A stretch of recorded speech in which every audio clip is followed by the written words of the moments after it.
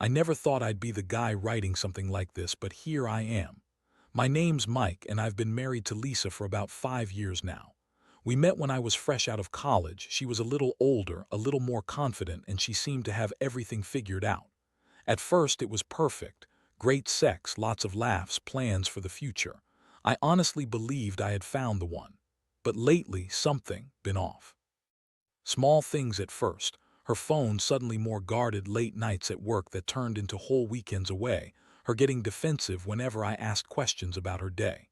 I thought maybe I was overthinking things, but deep down I knew something was wrong. I kept telling myself she was just stressed or tired, but the nagging feeling wouldn't go away. Then the Christmas party came around.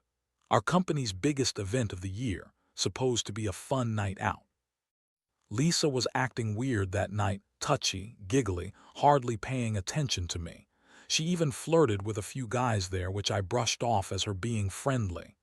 I remember thinking, okay, maybe she's just in a good mood, but I could feel my stomach knotting up. It didn't sit right. After the party, she came home late, smelling like alcohol and perfume I didn't recognize. She stumbled into bed, laughing off a kiss on the cheek from some guy from accounting. I just lay there pretending to sleep while my mind raced. Something was definitely wrong. I tried to shake it off, tell myself I was paranoid, but I knew I was. The signs kept piling up. A few days later, I started noticing little things. Her phone kept vibrating during the day, even when she was in the shower or away from it. She started hiding her texts more, and her attitude turned bitchy, snappy, dismissive, like I was bothering her just by existing. I'd ask her about work, about her day, and she'd brush me off or throw a nasty comment back. It was like she was actively trying to push me away, and honestly, I didn't understand why. Then last week, I went snooping. I know, it's not the best move, but I was desperate. I found her phone one night when she fell asleep early. There were messages, secret messages from some guy named Jake. They were flirty, suggestive, stuff like "can't wait to see you again" and "last night was amazing, but I want more." My stomach dropped. I felt like I'd been punched in the gut. How could she do this? How could she lie so blatantly? That's when I found the hotel room key in her purse. It was a key card for a nearby hotel. My mind spiraled. I didn't even think, just acted. I followed her the next day after work. She said she was going shopping, but I knew that was BS. I followed her to that hotel and I saw her go inside with Jake. I saw the way she looked at him, like she was already planning their secret rendezvous. My heart was pounding. I felt this mixture of rage, hurt, and betrayal I can't even put into words. She lied to me all this time, told me it was just a mistake, just one night. But I saw with my own eyes that it was more than that. She was having sex with her boss, probably for months. The trust I had in her shattered in that moment. I felt like I was living in a nightmare I couldn't wake up from. After witnessing her go into that hotel with Jake, I felt like my world was collapsing. Everything I believed in, everything we built together just crumbled in an instant. I didn't sleep that night. I stayed up in my room, staring at my phone, debating whether to confront her immediately or just gather more evidence. But honestly, I was too angry, too hurt to think straight. The next day, I decided to play it cool, but I couldn't keep pretending nothing had happened. I got home early from work and I waited. Lisa came in around 6 p.m. looking flustered, trying to act like everything was fine.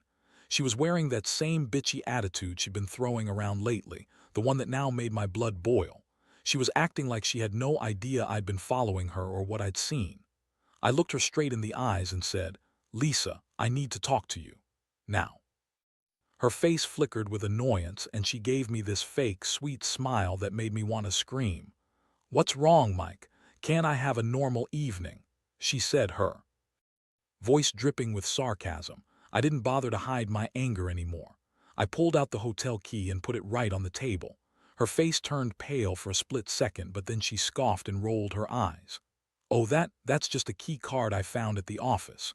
Maybe one of the cleaning people left it." She lied so quickly it was obvious she'd practiced that line. I looked at her and said, "Really?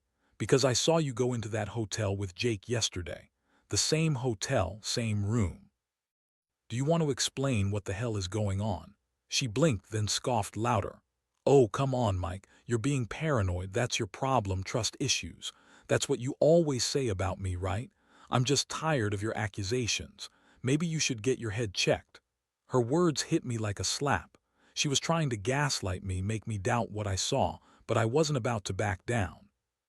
I told her I knew she'd been lying, that I'd seen the messages, the hotel key, and I wasn't going to pretend I didn't know anymore. Her reaction was pure venom. She started yelling, calling me paranoid, insecure, ridiculous. She said Jake was just a friend, that nothing ever happened, that I was just imagining things. But I could see her sweat, her shaky voice, and I knew she was lying. I felt a deep, sickening mixture of heartbreak and fury. How could she do this? How could she betray me like this after everything? I honestly thought I'd be the one to break first, but she was the one who shattered everything. I wanted to believe her, wanted to trust her again, but how could I when her lies kept piling up? The room felt tight, like I was suffocating. I wanted to believe there was some way to fix this, some way to forgive her, but every time I looked at her, all I saw was a stranger, someone I didn't know and couldn't trust anymore. I told her she needed to leave that night. I couldn't have her in my house while she was lying, cheating behind my back. She sneered, told me I was overreacting, and stormed out, yelling that I was crazy and insecure. I watched her go, and for a moment I felt nothing but emptiness. But deep down, I knew I had just uncovered a truth that would change everything forever. The days that followed were even worse. I kept replaying everything in my head, the secret messages, the hotel room, her sneaky lies. I felt like I was walking around in a fog of betrayal. Every time I looked at her phone, I'd find myself hopping for some miracle message that would clear everything up. But of course, there was nothing. Just silence and her acting like I was the one losing it. I tried to talk to her, really tried to get her to be honest. But she doubled down, throwing more lies, more bullshit about how it was just a one-time mistake, that Jake was just a coworker, and that I was crazy to think anything more. She kept insisting that I was overreacting, that I was insecure, that she was that kind of girl. Honestly, I wanted to believe her. I wanted so badly to go back to the perfect relationship we had. But every time she opened her mouth, I just got angrier. I started noticing other things too. Her phone always locked, her messages deleted. Even her social media activity changed. She suddenly unfollowed all the women she used to follow, and her posts became more vague, more cryptic. I'd catch her sneaking around, hiding her phone, making excuses. It was clear she was trying to cover her tracks, but I'd already seen too much.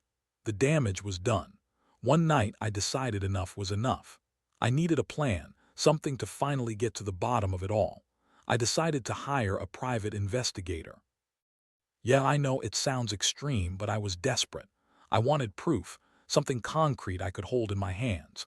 I couldn't keep living in this limbo, not knowing whether she'd sleep with Jake again or if she was still lying about everything. The pie came through fast. 2 days later, he handed me a folder with photos and videos. There was Lisa, meeting Jake in a parking lot late at night, her leaning in for a kiss. There were videos of them inside that hotel room, clearly doing more than just talking. Watching those images, I felt like I'd been punched in the stomach all over again. It was official. She was cheating, and not just once. I was furious but also heartbroken. I'd always believed she was different, better than the women who cheat or lie. Turns out she was. She was just as selfish, just as dishonest as anyone else. That realization hit me hard. I thought about confronting her again, but honestly, I was too drained. I needed to process everything first, figure out what I wanted to do. Meanwhile, she kept denying, kept insisting she loved me, that it was just a mistake. But I wasn't buying it anymore. All I saw was a person capable of betrayal, capable of lying to my face and sneaking around behind my back. I wondered how I'd ever trust her again, if I could even look at her without feeling disgusted. I'd been so blind, so naive, thinking I'd found my forever. Turns out, I was just another fool who trusted the wrong person. After reviewing the evidence, I knew I had to confront her again, but this time with everything out in the open. I called her and told her I wanted to talk face to face. When she showed up at the house, her face was all defensive, like she already knew she'd be caught. She kept trying to spin her lies, saying Jake was just a work friend, that she never did anything serious, that it was all just a mistake she was sorry for. but I didn't want to hear her bullshit anymore. I laid out everything I had seen: messages, hotel receipts, the photos, the videos. Her face turned red with anger and desperation, and she started crying, telling me I was twisting things, that I didn't understand her, that Jake was just a distraction because I was boring her. She said she never meant to hurt me, that she loved me, but that she was also stressed and confused, like that explained everything. I felt like I was listening to a script I'd heard 100 times before. The tears, the apologies, the denial, but I wasn't buying it. I looked her straight in the eyes and told her I'd never trust her again. I said she could stay if she wanted, but I was done. I couldn't keep pretending this was just some mistake, some fleeting lapse in judgment. My trust was shattered, and I didn't see any way back from this. She got angry then, calling me paranoid, saying I was overreacting, that I didn't understand how stressful her job was. She accused me of being insecure, controlling, jealous. I just stared at her, feeling this terrible mix of anger and sadness. I wanted to shake her, tell her how much she'd hurt me, how much I loved her, and yet how much I hated her for what she'd done. That night I couldn't sleep again. I kept thinking, what now? Do I try to forgive? Do I push her out the door? Part of me wanted to scream at her, to make her see what she'd lost, what she'd destroyed. But another part, the quiet, broken part, just wanted to disappear. I never thought I'd be in this place, questioning everything, feeling so betrayed. The next morning I woke up with a plan. I decided I needed to get out of the house for a while, clear my head. I told her I was taking a trip, just for a few days, to think. She begged me not to leave, to give her another chance, but I knew I couldn't stay. Not after what I'd seen, not after her lies. I had to figure out what I really wanted, whether I could ever forgive her, or if this was the end of us. It felt like my heart had been ripped in two, and I wasn't sure how to put the pieces back together. The days away from home were the hardest I've ever experienced. I stayed in a cheap motel, trying to keep my mind busy, but honestly it was impossible. Every time I closed my eyes, I saw her face, her sneering, her tears, her lies. I kept replaying everything: the good times, the bad, and now the absolute betrayal. I wondered how I missed all the signs, how I was so blind to her deception. I kept asking myself if I could ever trust her again, or if I'd be forever haunted by what I'd found out. As the days passed, I started to realize I was angry, not just at her, but at myself. I'd given her my trust, my love, my future, and she threw it all away for some affair with her boss. I felt disgusted, not just at her, but also at how much I'd let myself believe in us. I kept thinking, maybe I was just naive, maybe I should have seen the warning signs sooner. But then, again, how could I have known? She was so convincing, so manipulative with her lies. While I was gone, she called repeatedly, crying and begging for me to come back, to forgive her. She kept saying she was sorry, that she loved me, that she'd change. But I wasn't buying it. I felt numb. All I could think about was how she had lied to me for months, how she had been sleeping with her boss, lying about her feelings and making a fool out of me. How could I trust someone who disrespected me that way? I spent hours debating whether to go back or to cut her out completely. Part of me wanted to believe she'd changed, that maybe she was truly sorry and we could work through this.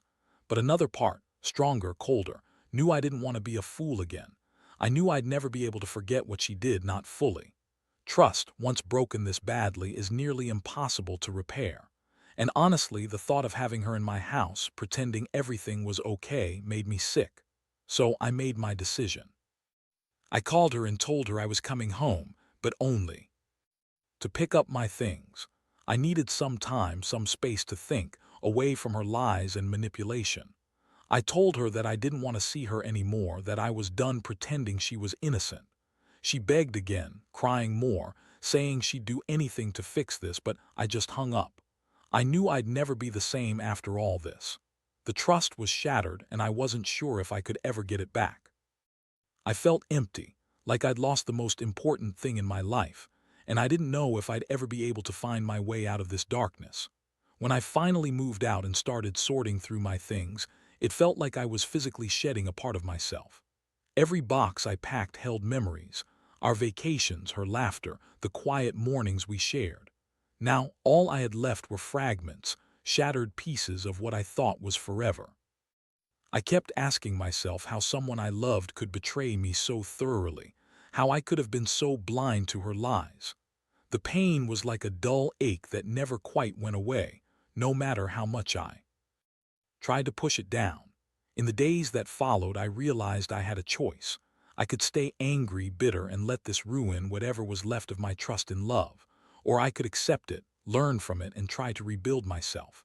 Honestly, I don't know if I'll ever fully trust again. Maybe I'll always have a little paranoia, a little suspicion whenever someone says they love me. But I do know I won't let her betrayal define me. I refuse to be a victim of her lies. Looking back, I've learned some hard truths.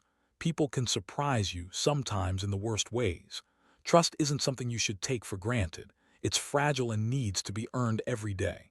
I also learned that sometimes, love isn't enough to save a relationship if respect and honesty are gone. And most of all, I've realized that healing takes time. I don't expect to forget what happened overnight, and maybe I never will. But I know I'll get through it, one day at a time. To anyone out there dealing with similar pain, I can only say this: trust your gut. Don't ignore the red flags, even if you love someone. Protect yourself first. And if you find out the truth is worse than you expected, whether it's cheating, lies, or betrayal, remember you're not alone. You deserve better than lies and secrets. Take your time, be kind to yourself, and don't rush into forgiveness. Sometimes walking away is the only way to save what's left of your dignity. Right now, I'm focusing on rebuilding my life. It's not easy, and honestly, some days still feel like they're too much to handle. But I'm trying to look ahead, to find hope again. Because no matter how dark this moment feels, I know I'll come out of it stronger, wiser, more cautious, but also more aware of what I truly need from someone I love. And one day, maybe, I'll be able to trust again. But for now, I'm just taking my time.